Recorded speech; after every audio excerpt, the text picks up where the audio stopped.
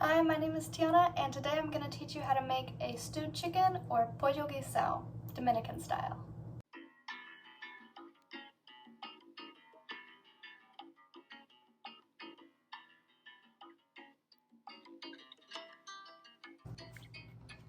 The cilantro for the rice, you can just cut off the stems because we're not going to be using the stems, even though they are edible. And so we're going to want to kind of just finely chop it. And then we're going to just chop up the rest of our produce. So we have our red pepper and our celery that we're going to chop up. I typically would chop up the onion at the same time. You can slice it or dice it, whatever. You really just are going to have it as like an aromatic, and so it doesn't really matter how you slice it. With the red pepper, however, you want to do like thin slices. Okay, so now we're going to mash our garlic. We're going to use this. I believe it's called a mortar and pestle. I don't actually know how to say it in English. But yeah, so we have our 3 cloves of garlic. A simple thing that I like doing is just taking anything like big. You can use the butt of your knife. You can even use this itself. And I like honestly you just crush it, just like this. And that way it just like easily peels off.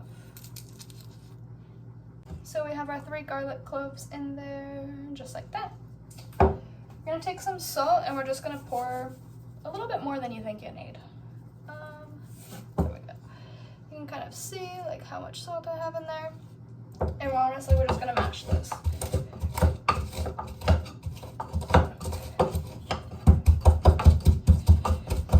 We're gonna mash it till we have a paste. Okay, this is kind of like the texture that you're looking for. If you don't have one of these, no worries.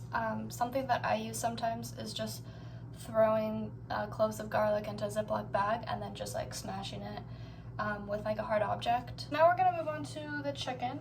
I bought chicken, just drumsticks. You can do this with like thigh, wing, any of it really. They still have the bone in them and they still have the skin.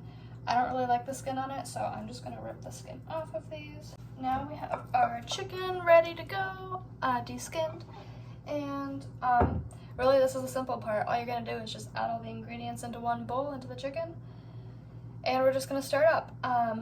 This bowl is a little full, however, so I am going to make it easier and just put it into 2 bowls. I have 6 drumsticks, so I'm just gonna put 3 and 3. We have all of our fresh ingredients. Oops. So we have our celery. It is like sliced pretty thinly, as you can see. It's kind of like, you could even do it thinner, to be honest.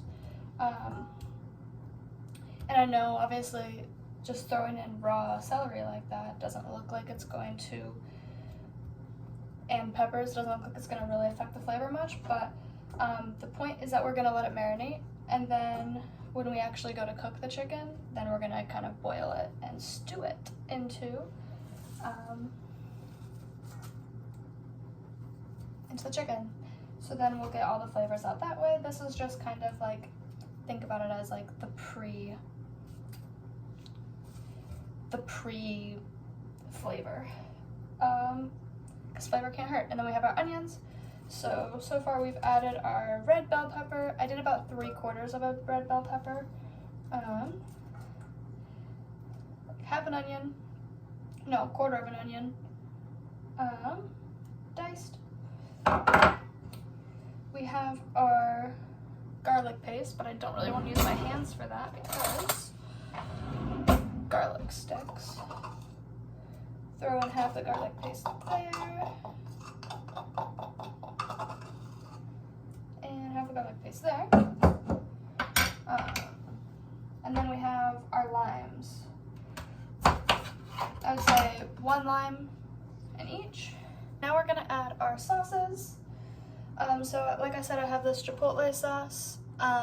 It has water, fire roasted tomatoes, tomato juice, chipotle, adobo puree. Which if you don't have this and you have just like a tomato sauce, and then like you could get like a can of chipotle peppers and adobo sauce. That's really good. You can get it in any like ethnic aisle in the grocery store. Salt, pepper, garlic, basically that's all this is. We're just gonna kind of put a drizzle It just kind of helps give it some spices, give it some color. It's fun.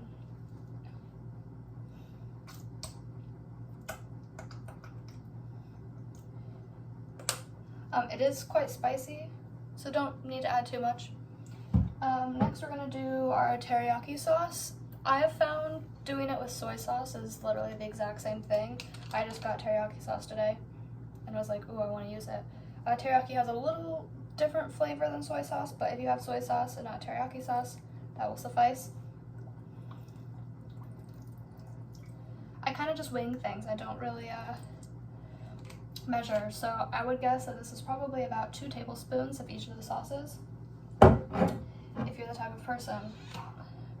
However, with our sofrito, you can also just get this in any ethnic aisle, or you can make it yourself. I've made it myself too. It's basically just green peppers, onions, culantro, garlic, and olive oil, and you just blend it all together and it makes this paste. I would say just do 1 tablespoon.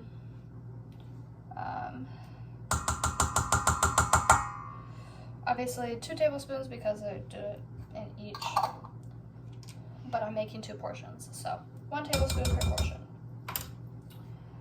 Next we're gonna add our spices. We're gonna put in oregano, maybe like a tablespoon of oregano each.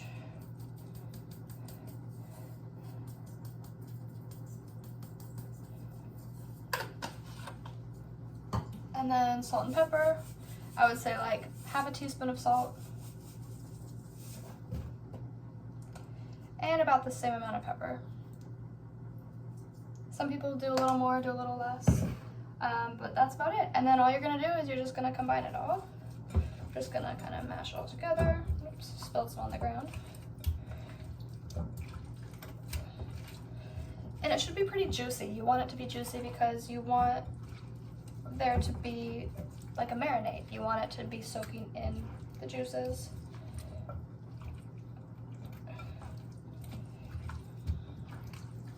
You can never manhandle a chicken too much, so get all the juices in there.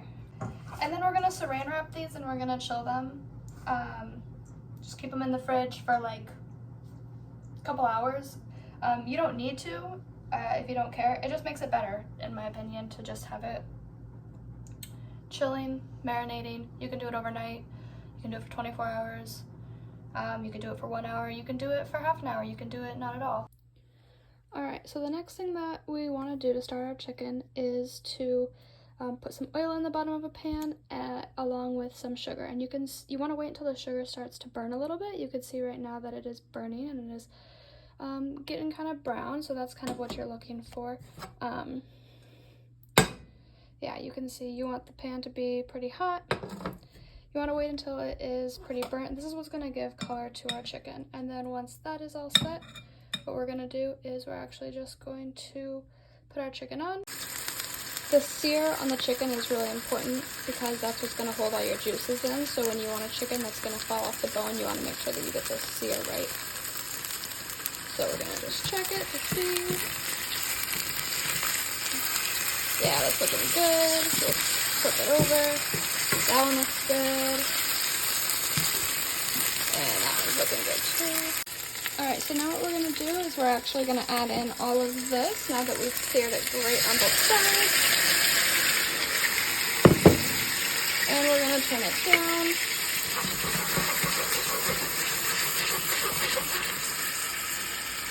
And then we're going to add about a cup of water. Alright, so we've added in our water now and it is simmering, and we're going to leave it this way for about 15 minutes uncovered, and then we'll rotate the chickens and then we'll set another timer for 15 minutes, but this time we'll have it be covered, and then our chicken should be juicy and delicious. So this is our finished product, and it pairs really nicely with the yellow rice that we made in our last video. Thanks so much.